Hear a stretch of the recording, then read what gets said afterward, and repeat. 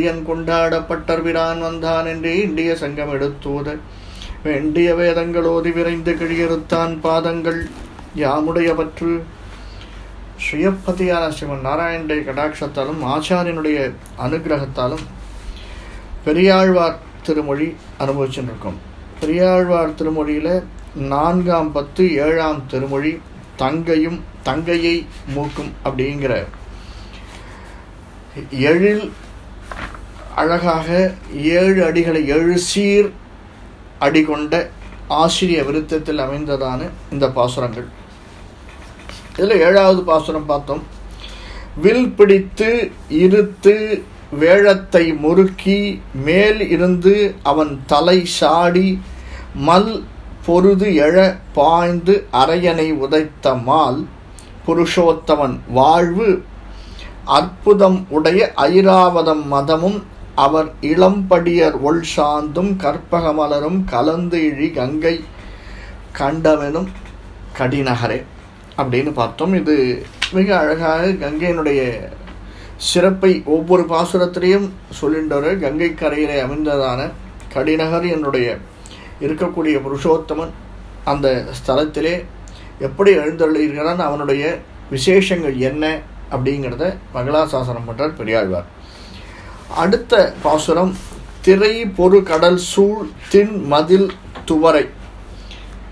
தின்மதில் துவரை வேந்தன் மைத்துனன் மார்காய் அரசனை அவிய அரசனை அருளும் அரிபுருஷோத்தமன் அமர்வு நிறை நிறையாக நெடியன ஊப நிரந்தரம் ஒழுக்கு விட்டு 2 கரை புரை வேள்வி புகை கமல் கங்கை கண்டமெனும் கடிநகரே.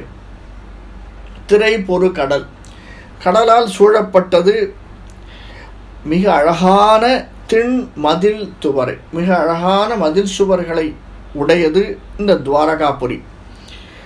அதனுடைய வேந்தன் தலைவனுமான தன் அத்தை மைத்துனன் மார்காய், அத்தையினுடைய குழந்தைகள் அவர்கள் 5 பேர் அவர்களுடைய பஞ்ச பாண்டவர்களின் நன்மைக்காக அரசனை அவிய, அப்போது அரசனாக இருந்த துருதராஷ்டிரனுடைய மைந்தனாக விளங்கிய துரியோதனனை அழித்து அரிசினை அருளும், அவனுக்கு அந்த அரசனை அவனுக்காக மீட்டு செல்வதற்காக யாரு பகவான் தூது போறான். பாண்டவனிடம் இருந்து துரியோதனிடம் தூது போகின்றான். எதற்காக?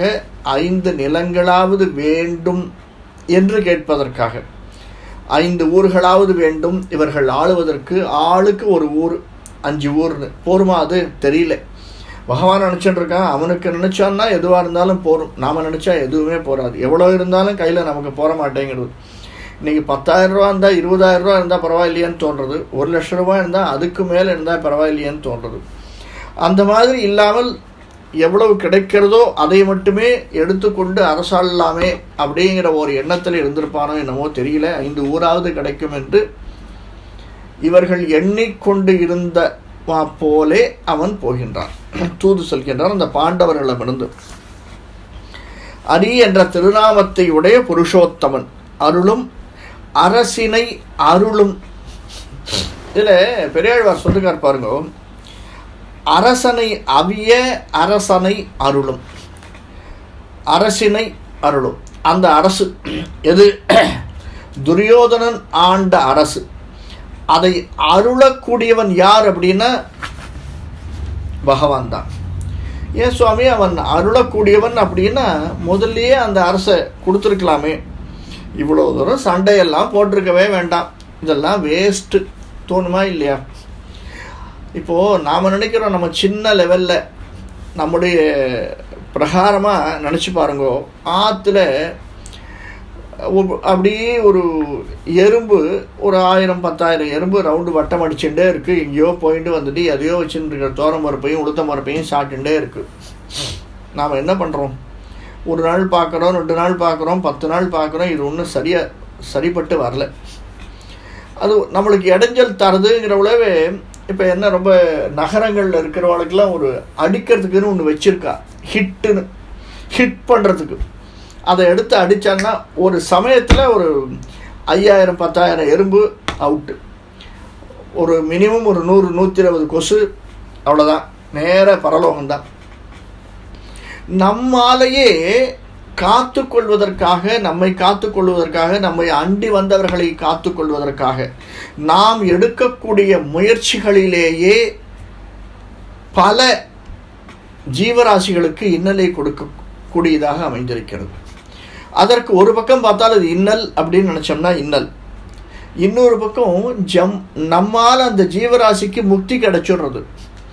ஒரு கதை கேள்விப்பட்டிருப்போம் இல்லையா, ராமன் பெரியவனா, ராமனுடைய நாமம் பெரியதா அப்படின்னு. இவருக்கு ஒரு டவுட் வரும், ராமநாமம் பெரியதா, ராமன் பெரியவனா அப்படின்னு நாரதருக்கே ஒரு டவுட்டா. அதனால் அந்த நாரதர் என்ன பண்ணாராம், இவர்கிட்ட கேட்டாராம் எது பெரியது அப்படின்னு பிரம்மா கிட்ட. அவர் சொன்னாராம், அதோ ஒரு கன்றுக்குட்டி பிறக்க போயிடுது, அந்த கன்றுக்குட்டியிடம் சென்று நீ இதை சொல் அப்படின்னாராம். ராமநாமத்தை என்னுடைய காலில் பிறந்த உடனே காதில் சொன்னாராம், அந்த கன்றுக்குட்டி இறந்து விட்டதாம். இவருக்கு உடனே பயமாயிடுத்து. இது ஒரு 4-5 கதை சொல்லுவார், நான் சுருக்கமாக சொல்கிறேன். என்னடா இது, நாம் ராமநாமத்தை சொன்னோம், ராமநாமம் அனைவரையும் வாழ வைக்கும் என்று நாம் கருதி கொண்டிருந்தோமே, இந்த ராமநாமமானது இந்த பிறந்த கன்று குட்டியை இறக்கடித்து விட்டதே அப்படின்னு வருத்தத்தோடு போனாராம். திரும்பி பிரம்மாட்ட போய் கேட்குறாரு, இதுக்குள்ளே டைம் ஆகிடுறது. உடனே கால்குலேட் பண்ணுவான், ஏன் சுவாமி இவர் இது உயிர் பிறந்து அதனுடைய கர்மாவை அனுபவித்து அது மேலே போய் கீழே போய் இதெல்லாம் கால்குலேட் பண்ணுவார் நம்ம மனுஷா. அதுக்கெல்லாம் டைம் ஆகிடுது. இவர் போயிட்டு வர்றார், பிரம்மாட்ட போய் கேட்டுட்டு வர்றார், ஏன் அது இறந்து விட்டதே அப்படின்னு. இல்லை இப்போ நீ இன்னொரு இடத்துக்கு போவது நடக்கும் அப்படிங்கிற. இதே மாதிரி வேற ஒரு இடத்துக்கு போகிறார், அதை விட பெரிய இதுவாக இருக்கக்கூடியது. அந்த இடத்துல ஒரு குழந்தை பிறந்திருக்கிறது அப்படின்ற அந்த குழந்தை காதில் போய் சொல்லு ராமநாமத்தைங்கிறார். பிறந்த குழந்தை இறந்து விடுகிறது. இவனுக்கு இன்னொரு பயமாயிடுது நாரதருக்கு. 1 அல்ல 2 அல்ல 3 இப்படி ஆயிடுத்தே, நம்ம என்ன பண்ணுறது அப்படின்னு. இப்போ நீ போய் சொல்லு, ஒரு அரசன் குழந்தை பிறக்க போகிறது, அங்கே போய் நீ பார்த்துட்டு வா, அந்த ராமநாமத்தை சொல்லு, ஏன்னு அந்த குழந்தைகிட்ட கேளு அப்படிங்கிறார். இவர் சொல்கிறார் நாரதர், அதெல்லாம் இல்லை, நான் அங்கே போனாலே ராமநாமத்தை உச்சரித்தாலே அந்த குழந்தை அதோடு இறந்து விடுகிறது. பிறந்த குழந்தை ராமநாமத்தை கேட்டு இறந்து விடுகிறது என்றால் நான் செய்த கர்ம பலனா இல்லை குழந்தை செய்த கர்ம பலனான்னு தெரியல அப்படிங்கிறார். இல்லை நீ போய் பாரு அப்படின்னு பிரம்மா சொல்கிறார். இருந்தாலும் ஒரு பக்கம் தகப்பனாராக இருந்தாலும் ஒரு பக்கம் கைகையை சொன்னா இல்லையா, இது அரசனுடைய ஆணை, மன்னவன் ஆணை இது அப்படின்னு சொன்ன மாதிரி, நீ அப்பா அப்படின்னா உரிமையில் தட்டி கழிச்சுடலாம். மன்னவன் ஆணை இது அப்படின்னா மறுப்பணும் யான், அம்மா இது மன்னவன் ஆணை யான் மறுப்பணும் அப்படிங்கிறார் இல்லையா. அந்த மாதிரி மறுக்க முடியாதபடி இது பிரம்மா அப்படிங்கிறதுனால, ஒரு தகப்பனா இல்லாமல் பிரம்மாவாக இருந்ததுனால சரி பிரம்மா சொல்கிறார். அவருக்கு தெரியாததா, அவர் தானே பிறப்பிக்கிறார், நம்மை பிறப்பித்ததும் அவர் தானே, இந்த ஜீவராசிகள் அனைத்தையும் பிறப்பிக்கிறதும் அவர் தானே, அவருக்கு ஏதோ தெரிஞ்சிருக்கிறது என்று அந்த தங்கத்தட்டிலே பிறந்த குழந்தை கடத்தி இருக்கிற குழந்தைக்கு கிட்ட போய் கேட்கிறார், ராமநாமத்தை சொல்றார். அந்த குழந்தை பிறந்த குழந்தை பேச ஆரம்பிக்கிறது.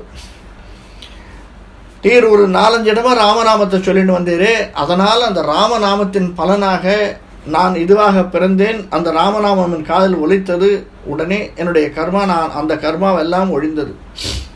இப்படியாக அந்த ராமநாமத்தினுடைய பலன், நான் இங்கே ஒரு அரச கட்டில் அரசனுடைய குழந்தையாக வந்திருக்கிறேன். அந்த ராமநாமத்தினுடைய பலன் அப்படிப்பட்ட பலனாக அமைந்திருக்கிறது. அதனால் அரசன் என்றால் நீங்கள் சாதாரணமாக நினச்சிடாதீங்கோ, அப்படிப்பட்ட ஒரு அரச கட்டில் இருக்கக்கூடியது இன்னைக்கு துரியோதனன் இருக்கான். அவனை எதிர்த்து நீங்கள் போய் 5 ஊராவது கேட்டுட்டு வாங்கோ அப்படின்னு அனுப்புகிறார். இப்போது இந்த பூமி பாரம் நம்ம பார்த்தோம் இல்லையா, ராமநாமத்தை சொன்னால் என்ன ஆறுதுன்னு, அந்த மாதிரி நம்மளால் மேல்லோகம் போனது நாம் செய்த புண்ணியமாக கூட இருக்கலாம், அந்த ஜீவராசிகள் செய்த புண்ணியமாக கூட இருக்கலாம்.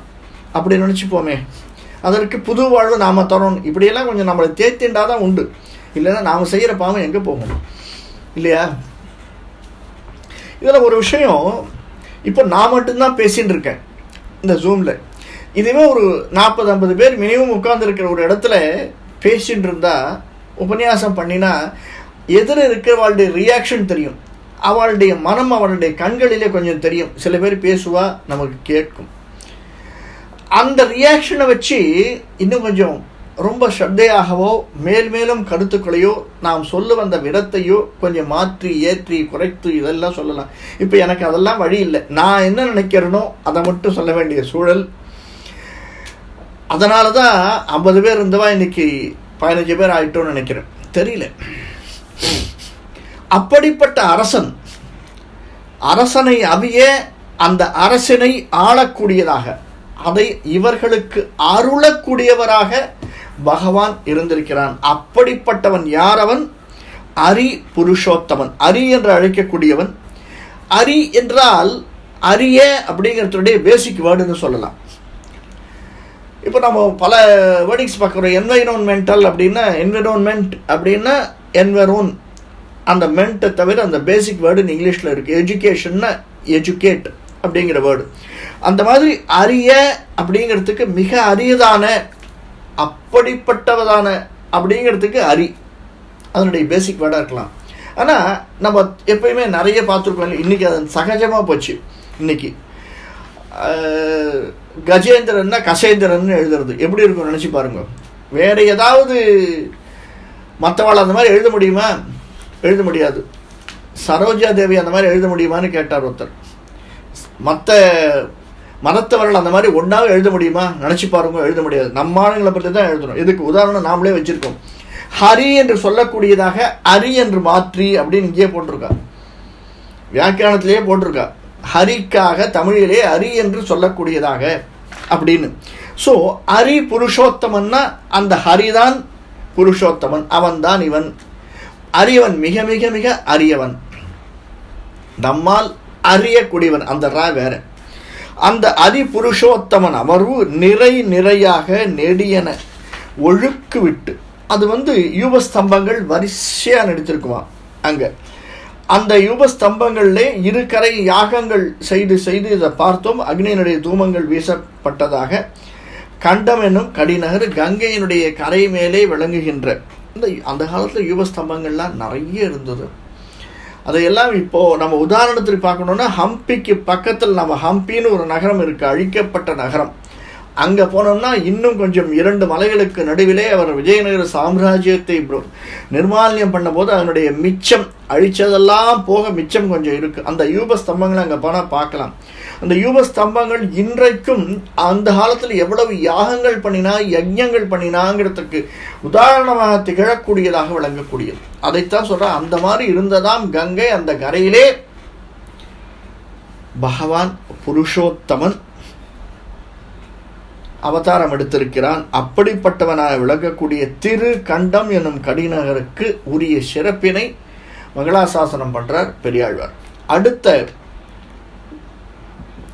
பாசுரம், வடதிசை மதுரை சாலக்கிராமம் வைகுந்தம் துவரை துவாரகை அயோத்தி இடமுடை வதரி இடவகை உடைய எம் புருஷோத்தமன் இருக்கை தடவரை அதிர தரணி விண்டு இடிய தலை பற்றி கரைமரம் சாடி கடலினை கலங்க கடுத்து இழு கங்கை கண்டமெனும் கடி நகரே. அதாவது முதல்ல வடதிசையில் இருக்கக்கூடிய மதுரை, தென்மதுரைன்னு இங்கே பக்கம் இருக்கக்கூடிய மதுரையாக இருக்கிறது தென்மதுரை. ஏன்னா அது 2வது மதுரை உற்பத்தி ஆனதுனால அதை வடமதுரை அப்படின்னு சாதிக்கிறோம். ஏன் சாதிக்கிறா அப்படின்னா, 2மே கல்ச்சரை டெவலப் பண்ணுறதுக்கான பேர் போன்றதாக விளங்கக்கூடியது. அதுவும் தென்மதுரை தமிழை வளர்த்தது தென்மதுரை, மதுரை வடமொழி அதாவது சம்ஸ்கிருதத்தை வளர்த்தது வடமதுரை. அந்த வடமதுரையும் சாலக்கிராமம் பக்கத்தில் இருக்கக்கூடிய பகவான் அழகாக விளங்கக்கூடிய சாலக்கிராமம், அடுத்தது வைகுண்டம் ஸ்ரீவைகுண்டம், துவரை துவாரகபுரி, அடுத்தது அயோத்தி திரு அயோத்தி பகவான் ஸ்ரீராமனுடைய அவதாரஸ்தலம், இடமுடை வதரி அப்படிங்கிற பத்ரிகாசிரமத்தை சொல்றது. இதற்கு இடையே இருக்கக்கூடியதாக இருப்பிடத்தை உடையதாக இருக்கக்கூடியது. இந்த இருப்பிடங்களில் பிரிவினைகளை கொண்டது. இடவகை உடைய எம் புருஷோத்தமன். இப்படி இடவகைனா இருக்கை, இவைகளிலே அமைந்திருக்கக்கூடிய என் புருஷோத்தமன். அப்போ இந்த இடம் தானா அப்படின்னா காசி, காஞ்சி, அயோத்தியா, மதுரா, மாயான்னு நம்ம சப்த கோவில்களை சொல்கிற போது இதையும் சொல்லுவா, ஸ்தலங்களை சொல்கிற போது சொல்லுவா இல்லையா? அந்த மாதிரி ஸ்தலங்களில் 1-2 விட்டுருக்கா. இவர் விட்டிருக்காருன்னு இல்லை, அதில் இம்பார்ட்டன்ட் ஸ்தலங்களை எடுத்து சொல்கிறார், மங்களாசாசனம் பண்ணுறார். அதில் ஒரு ஸ்தலமாக இந்த தலம் விளங்குகிறது. எது? கண்டமெனும் கடிநகர் விளங்குகிறது. அப்படிப்பட்ட பெரிய மலைகளெல்லாம் வாசம் செய்யக்கூடியவன். மலைகளெல்லாம் தடவரை அதிர அப்படின்னா பெரிய மலைகளெல்லாம் அதிரக்கூடிய அளவிற்காம்.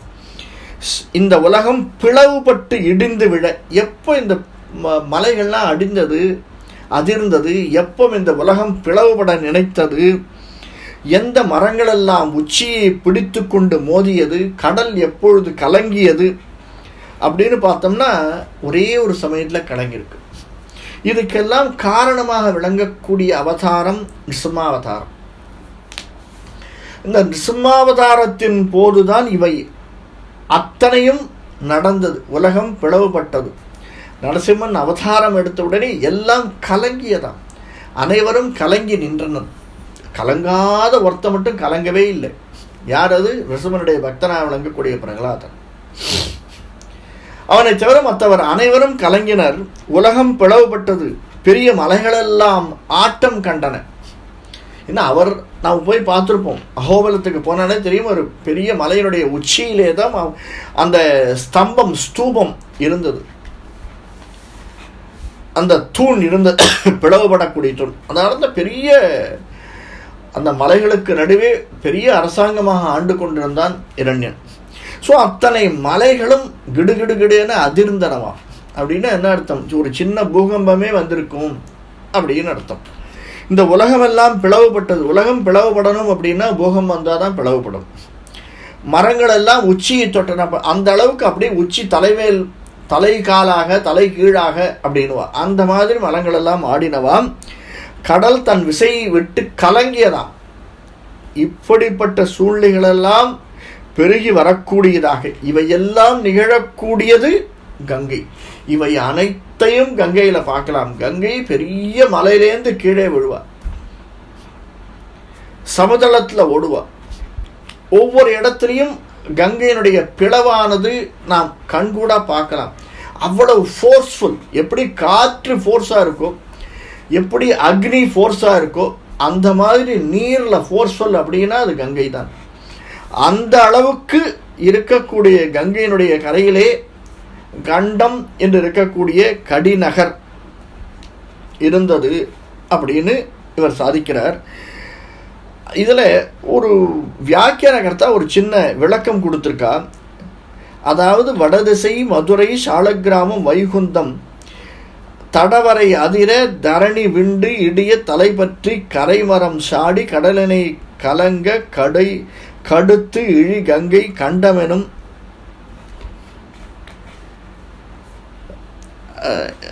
கடி நகரே. இந்த பத்ரி அப்படின்னு வச்சு பத்ரி ஆசிரமத்தில் இலந்தை மரங்கள் அதிகமாக இருக்குமா. இந்த இலந்தை மரங்கள் அதிகமாக இருக்கக்கூடியதால் அந்த இலந்தைன பத்ரி அப்படின்னுவா.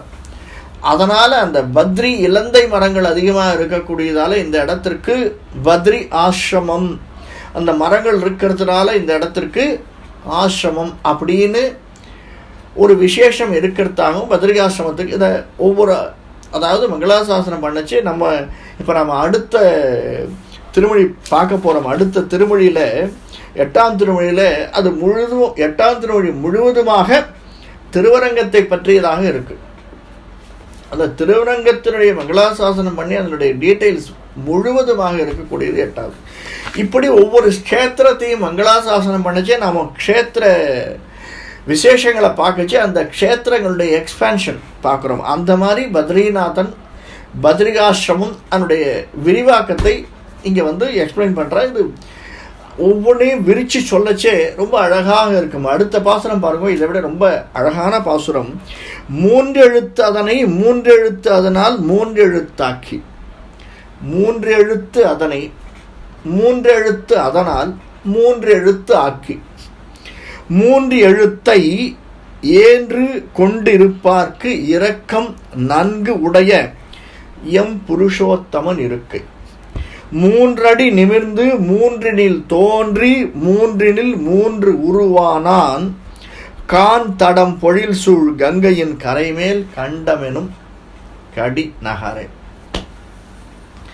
முதல்ல 3 எழுத்து ஓம்காரநாதம் விளைந்தது அப்படின்னா அகார உகார மகார இதி அப்படின்னு சொல்ற மாதிரி அந்த 3 எழுத்து அகாரம் உகாரம் மகாரம்.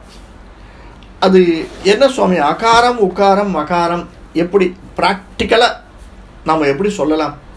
முதல்ல இந்த சவுண்டு அடிநாதம் தொப்புள் கொடிக்கு கீழேந்து வரக்கூடிய சவுண்டு. அந்த சவுண்டு கீழேந்து நீங்கள் சொல்லி பாருங்கோ. வாயை மூடி இருக்கக்கூடியது. முதல்ல குழந்தை வாயை மூடி இருக்கும்.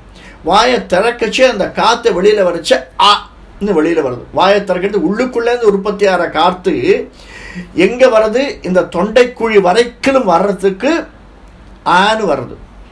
இந்த தொண்டைக்குழியிலேருந்து பிழிவு படைச்சி அது ஸ்பிளிட் ஆகிச்சு கொஞ்சம் கொஞ்சமாக ஸ்பிளிட் ஆகி உக்காரமாகிறது. இந்த உக்காரமாகி வெளியில் வந்தோடனே நமக்கு நாக்கில் தண்ணி தாகம் எடுக்கும் மூடுவோம் இல்லையா, அது மகாரம் ஆகிறது. ஸோ ஒரு சைக்கிள் கம்ப்ளீட் பண்ணப்படுகிறது. அகார உகாரம் அகாரம் அப்படிங்கிற போது ஒரு நாதமானது உள்ளிருந்து எழுந்து ஒரு ஓசையானது உள்ளிருந்து எழுந்து அது கிளம்பி ஒரு இடத்தை அடைந்து வெளியில் வந்து திரும்பவும் உள்ளே போகச்சே ஒரு சைக்கிள் கம்ப்ளீட் ஆகுது. அதற்காக இந்த 3 வார்த்தைகளை சொன்னார். சரி சுவாமி, சைக்கிள் கம்ப்ளீட் ஆகுதுன்னா எப்படி நம்ம புரிஞ்சிக்க முடியுது? இப்போ மேக்னெட் ஒரு வெறும் இரும்பானது எப்படி மேக்னெட்டாக மாறுறது? அந்த ப்ளஸ்ஸு மைனஸு சயின்ஸில் நம்ம படிச்சிருக்கோம். எப்படி அந்த சைக்கிள் கம்ப்ளீட் ஆகச்சே அது மேக்னெட்டாக மாறுறது? இன்னும் சிம்பிளாக சொல்லணும்னு வச்சுக்கோங்களேன். இப்போ நம்ம கேஜெட்டில் எடுக்கிறோம், கையில் இருக்கிற செல்ஃபோனில் ஒரு நம்பரை போடுறோம். இந்த நம்பரில் இருக்கிற எண்கள் எலக்ட்ரோ மேக்னெட்டிக் வேவ்ஸா, எலக்ட்ரிக் வேவ்ஸா, மேக்னெட்டிக் வேவ்ஸா, எலக்ட்ரோ மேக்னெட்டிக் வேவ்ஸா, அது மாறி மாறி நேர இன்னொரு இடத்த போய் அடைந்து அந்த இடத்துல நம்மளுக்கு ரிப்ளை வருது. இங்கே போய் அடைஞ்சால் மட்டும் நம்மளுக்கு போகாது. அந்த இடத்துலேருந்து ரிப்ளை வரச்சே தான் நமக்கு தெரியும் இது இந்த சைக்கிள் கம்ப்ளீட் ஆகிறது. நம்ம அழிச்சிடும் 10 நம்பர் அழிச்சிடும். அந்த 10 நம்பர் இருக்கிறவா நம்முடைய அத்தை பையன் அங்கே அமெரிக்காவில் இருக்கான். எடுத்துட்டான் பேசு சொல்கிறாளா? அமெரிக்காவில் வேண்டாம் சுவாமி, இங்கேயே இருக்கட்டுமே. ஒரு இடத்துக்கு போய் அது ரிட்டர்ன் வருதுன்னா அந்த முழு சைக்கிள் கம்ப்ளீட் ஆகுது. இந்த சைக்கிள் எங்கே கம்ப்ளீட் ஆகுது? அங்கே அகார உகாரம் அகாரத்தில் நீங்கள் சொல்லி பாருங்க, அந்த சைக்கிள் கம்ப்ளீட் ஆகும். அதனால தான் அவர் சொல்கிறார் அந்த 3 எழுத்து. அதுதான் முதல்ல தோன்றின 3 எழுத்துக்கள். அதற்கப்புறம் அதனுடைய விரிவாக்கமாக அன்றது ஆ என்றும் இ அடுத்தது ஈ அப்படிங்கிறது எப்படி வர்றது அப்படிங்கிறது ஃபர்தராக நம்ம பார்ப்போம். அடுத்த வார்த்தை என்ன சொல்கிற? 3 எழுத்து அதனால் 3 எழுத்து அதனை 3 எழுத்து அதனால் 3 எழுத்து ஆக்கி. அதையே நம்ம பேசிக்காக கொண்டு அந்த 3 எழுத்து ஆக்கினோம்னா தமக்கு தஞ்சமாக கிடைக்கக்கூடியது 3 எழுத்து. எந்த 3 எழுத்து? நீங்கள் எதை வேணாலும் வச்சுக்கலாம். கேசவங்கிறது 3 எழுத்து. கோவிந்தா, அந்த கோவிந்த் அப்படிங்கிறது சான்ஸ்கிரிட்டில் 3 எழுத்து.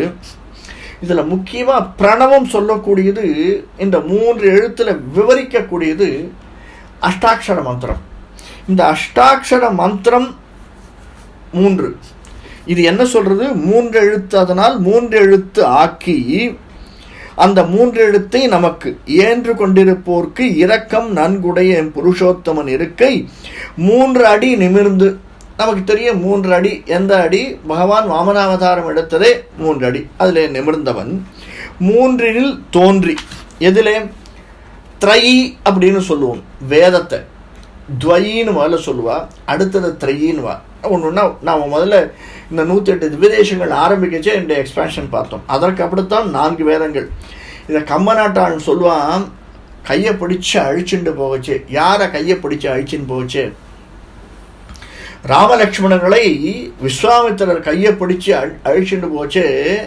அதில் கம்மன் சொல்லுவான், முன்றைய வேதங்களை முனிக்கு காட்டி அப்படின்னு. முன்றைய வேதங்கள் இப்போ இருக்கிறது 4 அல்லவோ? அது என்ன முன்றைய வேதங்களை முனிக்கு காட்டி அப்படின்னா அதற்கு முன்னாடி பகவான் சொன்னது அதனுடைய எக்ஸ்பேன்ஷனாக 4 வேதங்கள் வகுத்தது வேதவியாசர். அதை தான் சொல்கிறார், ரிக் யஜுர் சாமம் என்ற த்ரையி இந்த 3 வேதங்களிலிருந்து வரக்கூடியது. பூகு புவகா சுவகா அதனுடைய எக்ஸ்பேன்ஷனாக வரக்கூடியது. அந்த பூகு புவகா சுவகா என்பதனுடைய பூர்வீகம் தான் அகார உகாரம் அகாரம். இது வரைக்கும் பார்ப்போம். அடுத்தது நான் எக்ஸ்பிளைன் பண்ணுறேன். 3 அடி நிமிர்ந்து 3 தோன்றியாச்சு. அந்த 3 உருவானவன் பேசிக்காக சொல்லணும் அப்படின்னா, பகவான் 10 அவதாரங்களை ஆழ்வார் சொல்லுவார். முன்னுமிராமனாய், தானாய், பின்னுமிராமனாய், தாமோதரனாய், கல்கியுமானாய்னுவார். இப்போ ராமா அந்த 3 தானே முக்கியம் மற்ற எல்லாத்தையும் விட, இல்லையா? அந்த 3லேயே அடங்கிவிட்டது. நாம் முதல்ல பார்த்தோம், ராமாய, ராமபத்ராய, ராமச்சந்திராய வேதசே, ரகு நாதாய, நாதாய சீதாய பதை. இந்த 3 இதையே தான் சிவபெருமான் சொல்ற ஸ்ரீராம ராம ராம இதி 3. ஸோ அந்த 3 எல்லாமே அடங்கிடுது. அந்த 3 உருவானவனாக முக்கியமான 3 என்னது?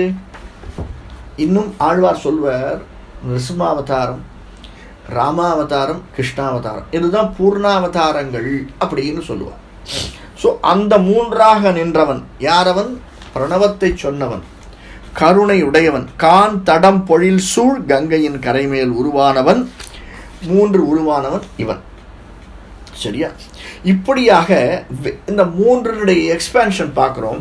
இந்த 3 நினச்சா ரொம்ப அழகானது. எப்படி 3 அப்படின்னு இந்த பிரணவத்தை அறியறதுக்காக நம்ம ஒரு சின்ன விளக்கத்தை பார்த்துட்டு வரலாம். ஓம் நமோ நாராயணாய, இந்த 3 இல்லையா? இது நம்ம பெரியவா என்ன பண்ணிருக்கா, சேஷத்துவம் அப்படின்னு பிரிச்சிருக்கா. துவம் அப்படின்னா அதனுடைய இயற்கையால் உண்டானது, தான் வியாபித்து இருப்பது. அனன்ய சேஷத்துவம், அனன்யார்க சேஷத்துவம், அனன்ய யோகியத்துவம். அதாவது அனன்யார்க சேஷத்துவம் அப்படின்னா வேற ஒருவருக்கு, வேறு எதற்கு, வேற யாராலையுமே அடிமைப்படுத்த முடியாதது, அடிமை ஆகாதது எது? அந்த ஓம்காரம், அகார உகாரம் அகாரயதி அப்படின்னு சொல்றது. அந்த முதல்ல சவுண்டு எல்லாரும் சொல்லக்கூடியது, உலகமே சொல்லக்கூடியது, முதல்ல உருவானது ஓம்காரநாதம் தான். ஸோ அதற்கு எதுவுமே அடிமை கிடையாது, அதனுடைய அடிமை எதுவுமே கிடையாது. அதற்கு பேர் என்ன? அனன்யார்க சேஷத்துவம். வேறு ஒரு இடத்திற்கோ, வேறு ஒருவனுக்கோ, வேறு ஒருவராலோ அடிமைப்படுத்தப்படாதது, அடிமை ஆகாதது, அனன்யார்க சேஷத்துவம். இப்போ அனன்ய சரணத்துவம், அது என்ன சரணம்? நமஹா. அந்த நமஹாங்கிற சப்தம் இருக்குல்ல, சப்தம் இல்லை சப்தம். நம்ம வார்த்தைகளில் நிறைய பார்த்துருக்கோம். அதில் இந்த நமோ அப்படிங்கிறது நமஹான்ற சப்தம். இந்த வியாக்கியான கர்த்தாக்கள் இந்த ஒரு சப்தத்துக்கு 1 மணி நேரம் வியாக்கியானம் பண்ணுவான். அந்த சப்தத்துக்கு என்ன பேருன்னா, பகவானை தவிர வேறு ஒன்றுமே உபாசனம் கிடையாது, உபாசனை கிடையாது. அனன்ய சரணத்துவம், அவனை தவிர வேறு எதையுமே சரணம் அடைய முடியாதது, சரணம் அடையக்கூடாதது, சரணம் அடைய இயலாதது. வேறு எதையுமே அவ்வளோ சீக்கிரம் சரணம்னு பிடிச்சிக்க முடியாது சுவாமி. நீங்கள் நினச்சி பாருங்களேன், ஒரு சாதாரண ஒரு சின்ன விஷயம் சொல்கிறேன். இங்கேருந்து ஐயப்பனை போய் சேவிச்சிட்டோன்னா 48 நாள் மாலை இடணும் அப்படிங்கிற, மாலை போடணுங்கிற, இல்லையா? வேற ஒரு இடத்துக்கு போனேன்னா 18 நாள் விரதம் இருக்கணும் அப்படிங்கிற. பகவானுக்கு எதுவுமே இல்லை. ஓம் நமோ நாராயணாய கோவிந்தா கோவிந்தான்னு சொன்னேன், அவன் பாதத்தில் சரணாரவிந்தத்தில் சரணம் அடைஞ்சிட்டோம்னா அதை தவிர வேறு ஒன்றும் இல்லை. அனன்ய சரணத்துவம், அந்த நமகா அந்த வார்த்தைக்கு வரக்கூடியது சரணத்துவம். அடுத்தது அனன்ய யோக்கியத்துவம், அவனை தவிர யோக்கியனானவன் யார்? அதை தான் சொல்றார், ஹரி புருஷோத்தமன் நாராயணன். அந்த வார்த்தைக்கு பகவானை தவிர யோக்கியத்துவம் உடையவன், அனன்ய யோக்கியத்துவம் உடையது வேறு எதுவுமே இல்லை, வேறு யாருமே இல்லை. இந்த சேஷத்துவம், சரண்யத்துவம், போக்கியத்துவம், இந்த 3 எக்ஸ்பென்ஷன். சேஷத்துவம், அதாவது சேஷத்துவம் இவன் தான் சேஷி, சேஷன் சேஷி. உருவாக்குவோனும் ஒன்றுமே, உருவானவனும் அவனே. அதாவது தலைவன், அவன்தான் தலைவன். அது சேஷத்துவம். உபாயம் உபேயம் தமிழை சொல்லணும்னா இரண்டுமே அவன்தான். உபாயமாக இருக்கக்கூடியதும் அவன்தான். சரணமாக அடையக்கூடியதும் அவனைத்தான். உபேயமாக இருக்கக்கூடியதும் அவன்தான். அடுத்தது உபேயம் அப்படின்னு சொன்னோம் இல்லையா, அந்த உபேயம்னா போக்கியத்துவம். அதுவாகவும் இருக்கக்கூடியவன் அவன்தான். இந்த 3 விதமாகவும் இருக்கக்கூடியவன். அதைத்தான் இவர் சொல்றார். 3 தோன்றி 3 3 உருவாக. ஒன்று சேஷத்துவம், ஒன்று சரணத்துவம், இன்னொன்று போக்கியத்துவம். 3 உருவாக இருக்கக்கூடிய நிலை பகவானுடைய நிலை. 3 உருவானவன், 3 பதங்களானவன். இந்த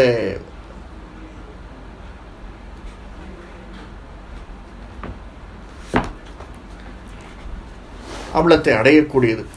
இது நம்ம யூஸ்வலாக அட்டாச்மெண்ட்டோடு பார்க்கணும்னு வச்சுக்கோங்களேன். நம்ம திருமிழிசை ஆழ்வார் ரொம்ப அழகாக சொல்லியிருக்கார். பூனிலாய் 5 மாய் புனர்கண் என்ற 4 மாய் தீநிலாய 3 மாய் திறந்த கால 2 மாய் மீனிலாய் 1 மாய் வேறு வேறு தன்மையாய் நீலிலாய வண்ணம் நினை யார் நினைக்க வல்லரே அப்படிங்கிற பாசுரத்தில் 330 ஆறினோடு 5 5 மாய் 3 மூர்த்தி ஆகி 3 3 3 3 மாய் தோன்று ஜோதி 3 மாய். எது தோன்று ஜோதி 3 மாய் துளக்கமில் விளக்கமாய் எந்த ஆவியில் புகுந்த எம்கொலோ மீசன். நான் உன்னை என்னடா சொல்லுவேன், என்னன்னு சொல்லி உன்னை சேவிப்பேன். என்ன எப்படி சொல்றாரு பாருங்க. 330 ஆறினோடு 108 கூட்டினீங்கன்னா வந்துடும். 330 ஆறினோடு 3 3 3 மாய் 3 மூர்த்தி ஆகி 3 மூர்த்தி தெரியும். நீயே தான் அந்த 3 மூர்த்தியை எக்ஸ்பேண்ட் ஆனவன். நீ ஒன்று தான். 3 மூர்த்தி ஆகி 3 3 3 3 மாய் தோன்று ஜோதி 3 மாய் துளக்கமில் விளக்கமாய். அந்த 3 அப்படிங்கிறதுக்கு நம்ம திருமழிசை ஆழ்வார் பாசுரம் மட்டும்தான் பார்த்தோம். அந்த எக்ஸ்பேன்ஷனை அங்கே பார்க்கலாம். என்ன திருச்செந்தவர்த்தத்தில் பார்க்குற போது எல்லாமே எண்கள். இப்போ எல்லாம் சொல்லிக்கிறா இல்லையா, ஒரே ஒரு எண்களை வச்சு நம்ம இதை அந்த காலத்தில் இப்படி பண்ணினா, அந்த காலத்தில் அப்படி பண்ணினா. இந்த எண்கள் 2024 ஒருத்தர் சொன்னார் இல்லையா, இப்போது வேதாந்த தேசிகனுடைய அந்த ரகுவீர கத்தியத்தில் இந்த மாதிரி சொல்லப்பட்டிருக்குன்னு எண்களை வச்சு சொன்னார். இவர் எண்களையே விளையாடிருக்கார். அதுக்கு முன்னாடி பாருங்க, 5 5 5 மாகி அல்லவற்று ஆயுமாய் 5 3 1 மாகி நின்றாது தேவனே 5 5 5 மாகி அந்தனத்து அடைஞ்சிருந்து 5 5 மாயனி யாரு காண வல்லரே 5 5 மாயனி யாவர் காண வல்லரே. உன்னை யாரால அறிஞ்சிக்க முடியும், யாரால புரிஞ்சிக்க முடியும். இப்படி எண்களை வைத்து நிறைய சொல்லியிருக்கார் இவர். அதை திருச்செந்தவர்த்தத்தில் பார்க்கலாம். ஏன்னா இந்த 3 அப்படின்னு வரபோது அந்த 3ஐ மனசில் நிறுத்திக் கொள்வதற்காக 3ங்கிறது இவரையும் சொல்லியிருக்கார். அதையே திருச்செந்தவர்த்தையும் சொல்லியிருக்கார். 1 2 மூர்த்தியாய் உருக்கமோடு உணர்ச்சியாய் 1 2 காலமாகி வேலைஞாலம் ஆயினாய் 1 2 தீயமாகி ஆயனாய மாயனை 1 2 கண்ணினாலும் உன்னை ஏத்தவனே. அது என்ன 1 2 கண்ணினாலும் உன்னை ஏத்தவனே. 1 2 கண்ணினால் 1 2 3 நமக்கு இருக்கிறது 2 ஞானக்கண். இப்போ இருக்கிறது 2மே ஞானக்கண் கிடையாது. நமக்கு திறக்க வேண்டும் என்றால் ஞானக்கண் திறக்க வேண்டும். ஞானக்கண் திறந்தால்தான் அந்த 3வது மூர்த்தியாக உன்னை நான் பார்க்க முடியும். 1 2 கண்ணினால் உன்னை ஏத்த வல்லனே அப்படிங்கிறத அதை பாசுரத்தில் வரைச்சே பார்த்துப்போம். இப்போ அடுத்தது கடைசியாக வரக்கூடிய இந்த 4ஆம் பத்திரை 7ஆம் திருமொழியிலே கடைசி பாசுரமாக பலஸ்ருதியாகவும் பெரியாழ்வார் சாதிச்சிருக்கிறது. பொங்கு ஒலி கங்கை கரைமலி கண்டத்துறை புருஷோத்தமன் அடிமேல் வெங்கலி நலியா வில்லிபுத்தூர் கோன் விட்டு சித்தன் விருப்புற்று தங்கிய அன்பால். சாதாரணமாக தங்கலை, விருப்புற்று தங்கிய. பல பேர் ஆற்றுக்கு வருவா, நம்ம கேள்விப்பட்டிருப்போம். அந்த காலத்தில் இந்த காலத்தில் அதிகமாக வர்றதே கிடையாது. சொல்லாமல் வந்தால் வீடு போட்டிருக்குன்னு திரும்பி போயிடுவா. அந்த காலத்துலலாம் கடிதம் எழுதுறதே கிடையாது. ஒரு இடத்துல இன்னொரு இடத்துக்கு வரா அப்படின்னா அவள் வந்துடுவா நேரம். நம்ம ஆற்றுலேயும் என்ன பண்ணுவோன்னு அந்த காலத்தில் நீங்கள் கேள்விப்பட்டிருப்பேன், பெரியவாகிட்ட இருப்போம். எப்பயும் யாராவது வந்தால் நிலைய வித்வான் அப்படின்னு சொல்லுவாள். பிரசாதம் இல்லை, எப்பயும் பிரசாதம் இருக்கும் ஆற்றுல. பிரசாதம் இல்லை, ஒருத்தர் 2 பேர் மட்டும் வந்துட்டா அப்படின்னா நிலை வித்வானா உப்புமா, அரிசி உப்புமா இல்லை அல்லது ரவ உப்புமா தான் நிலை வித்வானா. டக்குன்னு உடனே 5 நிமிஷத்தில் கிளம்பி அவளுடைய பசியை ஆத்துறதுக்காக செய்யக்கூடியது. அதாவது அந்த காலத்தில் விருந்தோம்பல் அப்படிங்கிறது ரொம்ப சர்வசாதாரணமாக இருந்தது. அந்த விருந்தோம்பலுக்கு யார் வந்தாலும் அவர்களை நாம் ஏற்றுக்கொண்டோம். எப்படி ஏற்றுக்கொண்டோம்? இந்த காலத்தில் வந்துட்டாளா, எப்போ கிளம்ப போகிறாள், எங்கே வந்தேள், எங்கே எவ்வளோ தூரம், எங்கே அவாத்துக்கு வந்தேளா, நம்மாத்துக்கு வந்து பார்த்துட்டு வந்தேளா, ஓ அந்தாத்துக்கு வந்துட்டு, okay okay okay okay, right. இப்போ என்ன திரும்பி இப்போ போச்சா அவாத்துக்கு போக போகிறேளா இல்லை நாளைக்கா? கிளாரிஃபிகேஷன் கிளியர் பண்ணிக்கிறோம்ல நாம். அந்த மாதிரி இல்லையா, விருப்புற்று தங்கணும்னா விருப்புற்று தங்கணும். அவளை வச்சிருக்கணும் நம்ம ஆற்றுல அப்படின்னா நம்மளுடைய ஃபுல் இன்டென்ஷனோடு இருக்கணும். அதை தான் சொல்கிறார், விருப்புற்று தங்கிய அன்பால் அப்படிங்கிறார். இப்போ ஏதோ வாய் வார்த்தையாக சொல்கிறது இல்லை, அன்பு மனசிலிருந்து வெளிப்படக்கூடிய அன்பு அப்படின்னா உள்ளத்திலிருந்து வரக்கூடியது, உதட்டிலிருந்து வரக்கூடியது அல்ல. அன்பு வார்த்தைகள் மட்டும்தான் உதட்டிலிருந்து வரும், அன்பு என்பது உள்ளத்திலிருந்து வரும். அந்த விருப்புற்று தங்கிய அன்பால், ரொம்ப இன்டென்ஷனோட அன்போடு இருக்கக்கூடியது, உள்ளுக்குள்ளே தங்கியது. அன்பால் செய்த தமிழ் மாலை, சாதாரணமாக செய்யலை, ஃபுல் ஃபோக்கஸோட. என்னது, என்னுடைய இன்டென்ஷன் முழுவதுமே இதில் ஈடுபடுத்தி நான் பண்ணிருக்கேன். அன்பால் செய்த தமிழ் மாலை தங்கிய நாவுடையார்க்கு கங்கையில் திருமால் கழலினை கீழே குளித்து இருந்த கணக்காமே. இது கலி புருஷனால் ஏற்படக்கூடிய விபரீத ஞானத்தை விளக்குவதாக இந்த பாசுரம் அமைஞ்சிருக்கிறது அப்படின்னு ஒருத்த வார்த்தையில் பெரியவாச்சான் பிள்ளையினுடைய டீட்டெயிலிங்கில் நம்ம பார்க்கலாம். அது என்ன அப்படிங்கிறது டீட்டெயிலாக பார்க்குற போது அது தெரியும். கலிபுருஷனுடைய விளைவாக இந்த 10 பாசுரங்களுமே, அதுவும் இதற்கு முன்னாடி பார்த்த பாசுரமே ஃபுல் அப்படியே பிழிந்து சரக்கை பிழிந்து சந்திருக்கார் அப்படின்னு சொல்கிறோம் இல்லையா, அந்த மாதிரி கருப்பஞ்சாற்றை கையிலே பிரிந்து கையில் கொடுத்தார் போல அப்படின்னு பிழிஞ்சு தரித்திருக்கார். தலைமை பண்பாக இருக்கக்கூடியது, அந்த பண்பிலே அடையக்கூடியது பிராப்தியத்துவம். நாம் பிராப்தின்னு இருந்தால் தான் பிரபத்தி அப்படிங்கிறத செய்ய முடியும். பொங்கொலி கங்கை, பொங்கி வரக்கூடிய கங்கை. கங்கை அப்படின்னா பிரவாகித்து வரக்கூடியது அப்படின்னு மனுஷா சொல்லுவாங்க. பிரவாகம் எடுத்து வரக்கூடியது, தமிழில் சொல்லச்சே பொங்கி எடுத்து வரக்கூடிய, பொங்கி எழுந்து வரக்கூடியது கங்கை. கரைமலி, அந்த கங்கை கரையினுடைய மேலேயே கண்டத்துறை, அதாவது இது கண்டவனம் கடிநகர்னு சொல்கிற கண்டத்துறை, புருஷோத்தமன் அடிமேல். புருஷோத்தமன் என்று எழுந்திருக்கக்கூடியவருடைய திருவடிகளுடைய மேலே வெங்கலி நலியா வில்லிபுத்தூர்கோன். இந்த கலி புருஷன் வருத்தப்படாமல் இருப்பதற்கு, இந்த கலி புருஷன் அப்படின்னு ஒன்று ஞாபகத்துக்கு வர சுவாமி. இந்த கலி அப்படின்னா நலவெண்பா தான் ஞாபகத்துக்கு வரும். நலவெண்பா அடியன் ஒன்னே ஒரு விஷயம் சொல்லணும். அடியனுக்கு உபன்யாசம் ஒரு பக்கம் பண்ணிட்டு இருக்கேன். கிட்டத்தட்ட ஒரு 7 வருஷமாக உபன்யாசம் பண்ணிட்டு இருக்கேன். அந்த 7 வருஷமாக அஸ்ட்ராலஜி ரிசர்ச்சும் பண்ணிட்டு இருக்கேன். அது ஒரு பக்கம். கிட்டத்தட்ட 7 குறு நாவல், சரித்திர குறு நாவல் எழுதியிருக்கேன். அதில் ஒரு 3 குறு நாவல் அமேசான் கிண்டலில் பப்ளிஷ் பண்ணியிருக்கேன். கிட்டத்தட்ட ஒரு 70-80 கவிதைகள் எழுதியிருப்பேன். தமிழ் இதெல்லாம் சகஜம், எல்லாருக்கும் என்னுடைய ஆச்சாரனுக்கும் எல்லாம் செய்கிறது உண்டு, எல்லாருமே பண்ணுறதுன்னு. அடியனுக்கு ஒரு பெரிய ப்ளஸ் பாயிண்ட் என்னென்னா அஸ்ட்ராலஜி தெரிஞ்சிருக்குங்கிறது ஒரு ப்ளஸ் பாயிண்ட். 70-80 கவிதைகள் எழுதியிருக்கேன். இதில் முக்கியமாக எனக்கு ஒரு ஆசை, ராமாயணத்தை வெண்பாவில் அந்தாதியில் எழுதணும் அப்படின்னுட்டு. நம்ம அந்தாதி அப்படின்னா பல பேருக்கு தெரிஞ்சிருக்கும்.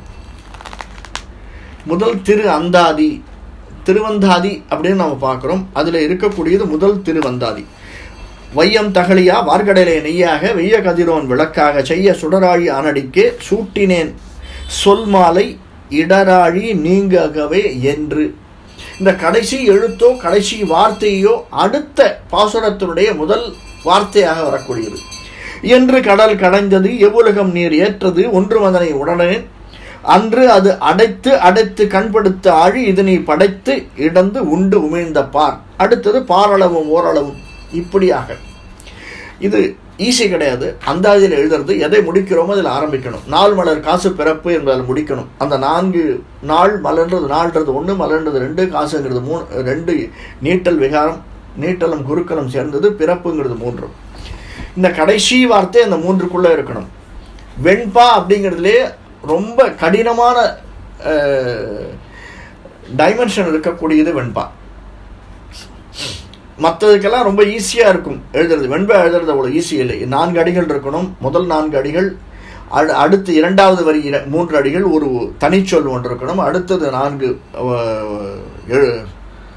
பதங்கள், கடைசி 3 பதங்கள். அந்த கடைசியில் 3 பதங்கள், கடைசி பதம் நாள் மலர் காசு பிறப்பு என்ற இதில் முடியணும் அப்படிங்கிறதெல்லாம் இருக்குது. அதனால் இந்த வெண்பாவில் அந்தாதியாக எழுதணுமே. நிறைய பேர் அந்தாதி எழுதியிருக்கா, நிறைய பேர் வெண்பா எழுதியிருக்கா. அந்தாதிக்கு பார்த்தோம்னா கோவை உலா அந்தாதிக்கு ஒட்டக்கூத்தன் அப்படின்னு சொல்லுவார். வெண்பா எழுதுறது நிறைய பேர் புகழேந்தி வெண்பா ரொம்ப ஃபேமஸ். இது ரெண்டையும் சேர்த்து எழுதணும்னு அடியாருக்கு ஒரு ஆசை. அதனால் ஆரம்பித்து கிட்டத்தட்ட 310 வெண்பாக்கள் பகவான் ராமனும் சீதையும் கல்யாணம் பண்ணிக்கிற வரைக்கும் எழுதி வச்சுருக்கேன். கிட்டத்தட்ட ஒரு 25 வருஷத்துக்கு முன்னாடி. அதற்கப்புறம் எழுதுறதுக்கு அவன் அனுகிரகம் பண்ணலை. பல கவிதைகள் எழுதியிருக்கேன். அந்த கவிதை பூர்த்தி ஆகணும்னு உங்களுடைய அனுகிரகத்தோடு, ஏன்னா கிட்டத்தட்ட 3 வருஷமாக நீங்களும் அடியனுடைய உபன்யாசத்தை கேட்டுருக்கேன். நீங்களும் எனக்கு பகவான்கிட்ட வேண்டிக்கோங்க, அந்த வெண்பாவில் அந்தாதியாக எழுதப்பட்டது ராமாயணத்தை பூர்த்தி பண்ணணும் அப்படின்னு இது மூலிமா நான் கேட்டுக்கிறேன், ஒரு விண்ணப்பம் வச்சுக்கிறேன். அப்படிப்பட்ட அன்பால் செய்த தமிழ் மாலை இந்த கலியுகத்தில் இருக்கக்கூடியது. நாவுடையவர்க்கு கலிபுருஷனால் வருத்தப்படாமல் நாம் நம்முடைய கர்மாவை தொலைக்க வேண்டும் என்றால் அதற்கு நல் புருஷோத்தமனாக, புருஷர்களிலேயே உத்தமனாக விளங்கக்கூடியவன், கங்கையினுடைய கரையிலே கடிநகர் என்ற திவ்யதேசத்திலே எழுந்தருளியிருக்கக்கூடியவன், அவனுடைய தாள்களை நாம் பற்றி கொண்டோமே ஆனால் அவன் என்றென்றும் நம்மை காப்பாற்றுவான். இதில் ஒரு சின்ன விளக்கம் ஒன்று இருக்கு பாருங்க. இதில் ஒரு வார்த்தை சொல்றார் இல்லையா, கரைமலி கண்டந்துரை புருஷோத்தமன் அடிமேல் அப்படிங்கிறார். அதாவது பார்த்தேளா சுவாமி, கங்கை எங்கேருந்தோ ஓடி வந்துருக்கா. யாருடைய திருவடியிலேருந்து ஆரம்பித்த கங்கை, திருவடி தீர்த்தத்திலேருந்து ஆரம்பித்தவதாவோ, அவனுடைய திருவடி படக்கூடிய இடத்திலே இந்த கடிநகரிலே அந்த கங்கை திரும்பவும் அவனுடைய திருவடி சம்பந்தம் இருக்கிறதுனால தான் சுவாமி எல்லாரும் அந்த கங்கையில் நீராடி தன்னுடைய பாவத்தை போக்கிக் கொள்ள வேண்டும் என்று வரா.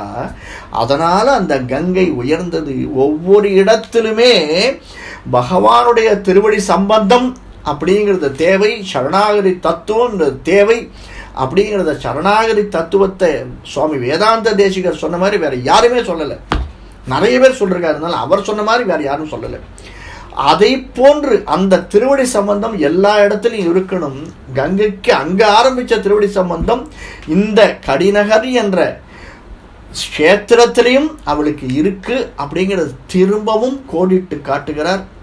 அதனால இந்த கலிபுருஷன் நம்மிடம் நெருங்க மாட்டான். அவனுடைய திருவடி சம்பந்தம் நமக்கு இருந்ததே ஆனால் நிச்சயமாக அவனுடைய அனுகிரகம் நமக்கு உண்டு. கடல்நிலை கீழே குளிர்ந்து இருந்த கணக்காமே அவனுடைய திருவடிகளில் என்றென்றும் நாம் இருப்போம் அப்படின்னு மங்களாசாசனம் பண்றார். கவிதார்கே சிம்மாய கல்யாண குணசாலினே ஸ்ரீமதே வெங்கடேசாய வேதாந்த குரவே நமக.